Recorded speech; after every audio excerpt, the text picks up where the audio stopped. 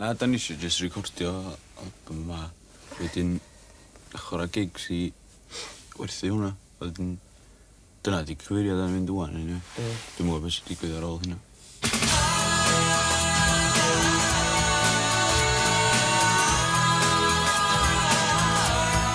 Grŵp sydd wedi gwneud argraff fawr dros y flwyddyn ddwytha yn arbennig ers rhyddhau ail gyset ydy'r Beganifs, a dyma Eros Lyn yn ymhel a'i ffraethineb.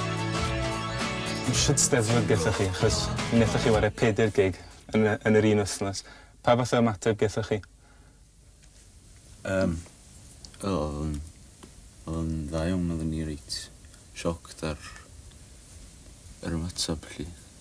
Yn arbennig yn y gig nos Lyn, achos oedd ni'n mynd disgwyl gymaint o drefnu o beth yn gwybledu.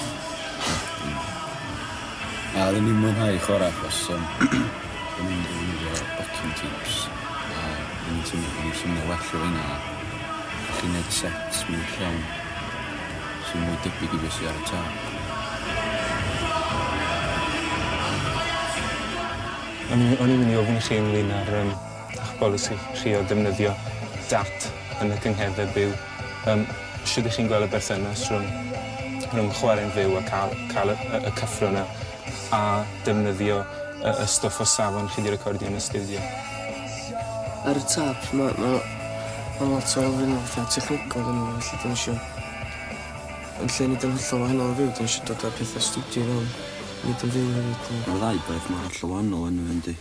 So da ni'n trio I tocht mawr. Ie, achos bod ni efo lot o pethau sy'n cael I ddefnyddio yn studio fatha samples a loops, drums a pethau. Oedden ni'n teimlo so ni ddim yn cael hynna yn fyw. Dim 10 ewnod yn y computer jyst gael. So we're just mor o hynny. Un peth, dwi'n siŵr bod lot o bobl eisiau gofyn ydy... Oeddi Nest wedi gadael y grŵp? Wel, di ddim yn chwarae fo ni, wan. Yndi. Ie, ond... Dim yn studio, ie, mae di deud sa'n licio o'r record. Dwi'n fyny fydd i'r gan. Do, mae di gadael. Bydd ddim efo ni fyw eto. Geiriau sy'n nodli yn brysur atgyfodi Atgofion o'r meistri ei campwaith a'i car Y curiad carlamus o'r gennau parablis sy'n effaith i'r cerddor yn clod mawr i'r gwaith Mae yna ddatblygiad amlwg yn o'ch caset cyntaf chi, lle bod gwybod i'r caset ffraith. Sut ydych chi'n gweld y dylanwad y label Angst ar y datblygiad yna? Dim llawer yn byd yn neud efo nhw, efo music. Ond beth oedd, just oedd pan oedd yn neud llygau gwydr, oedd just mynd yna. Am bod yn mynd yna yn neud o'n byd yn sylwi. Pan ti'n edrych yn ôl, a hynna ti'n gwneud debyn yn neud o.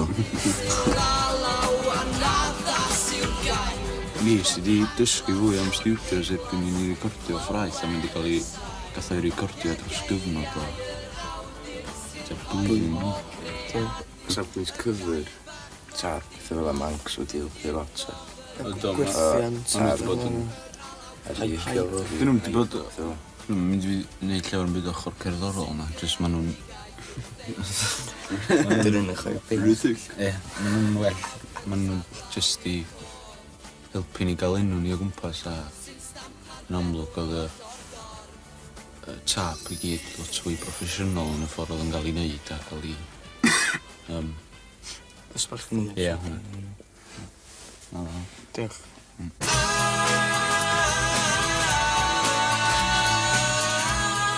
Dwi'n credu bod chi wedi cael amser da iawn am mynd i'r Iseldiroedd. Pa fath o ymateb gyda chi wrth gynulleidfa wahanol iawn? O'n i'n gweld gynulleidfa hun.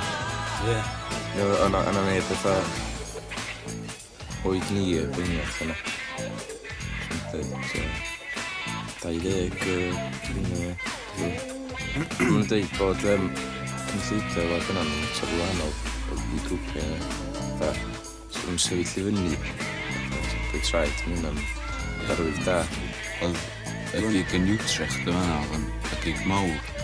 A to, oeddech chi'n teimlo fatha bod yn gig, dim, to, oeddech chi'n teimlo mae'r rhaid chwarae dda.